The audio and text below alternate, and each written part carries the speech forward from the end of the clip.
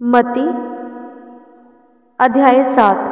दोष मत लगाओ कि तुम पर भी दोष न लगाया जाए, क्योंकि जिस प्रकार तुम दोष लगाते हो उसी प्रकार तुम पर भी दोष लगाया जाएगा, और जिस नाप से तुम नापते हो उसी नाप से तुम्हारे लिए भी नापा जाएगा। तू क्यों अपने भाई की आँख के तिनके को देखता है और अपनी आँख का लट्ठा तुझे नहीं सूझता? जब तेरी ही आँख में लट्ठा है तो अपने भाई से कैसे कह सकता है, ला मैं तेरी आँख से तिनका निकाल दूं?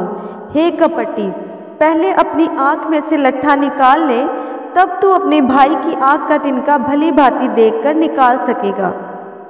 पवित्र वस्तु कुत्तों को ना दो और अपने मोती सूरों के आगे मत डालो, ऐसा ना हो कि वह उन्हें पांव तले रौंदे और पलटकर तुमको फाड़ डालें। मांगो तो पाओगे, मांगो तो तुम्हें दिया जाएगा, ढूंढो तो तुम पाओगे, खटखटाओ तो तुम्हारे लिए खोला जाएगा। क्योंकि जो कोई मांगता है उसे मिलता है, और जो ढूंढता है वह पाता है, और जो खटखटाता है उसके लिए खोला जाएगा। क्योंकि जो कोई मांगता है उसे मिलता है।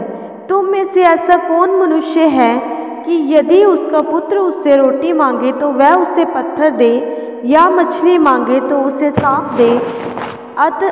जब तुम बुरे होकर अपने बच्चों को अच्छी वस्तुएं देना जानते हो, तो तुम्हारा स्वर्गीय पिता अपने मांगने वालों को अच्छी वस्तुएं क्यों ना देगा? इस कारण जो कुछ तुम चाहते हो कि मनुष्य तुम्हारे साथ करे, तुम भी उनके साथ वैसा ही करो, क्योंकि व्यवस्था और भविष्यद्वक्ताओं की शिक्षा यही है।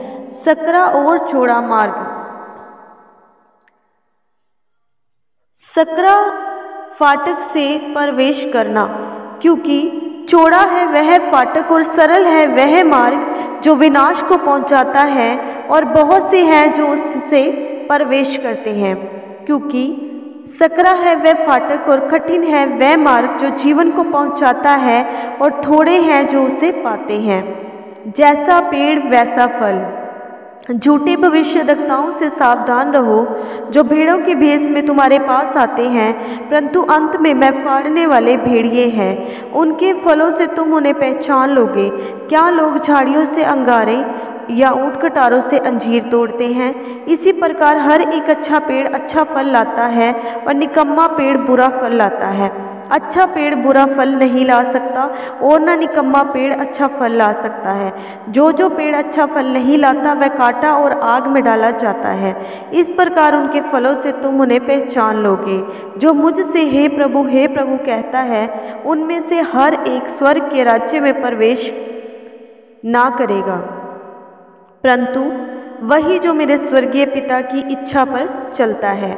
उस दिन बहुत से लोग मुझसे कहेंगे, हे प्रभु, क्या हमने तेरे नाम से भविष्यवाणी नहीं की, और तेरे नाम से दुष्ट आत्माओं को नहीं निकाला, और तेरे नाम से आश्चर्य कर्म नहीं किए? तब मैं उनसे खुलकर कह दूंगा, मैं तुमको नहीं जानता। हे कुकर्म करने वालों, मेरे पास से चले जाओ। घर बनाने वाले दो मनुष्य, बुद्धिमान और मूर्ख।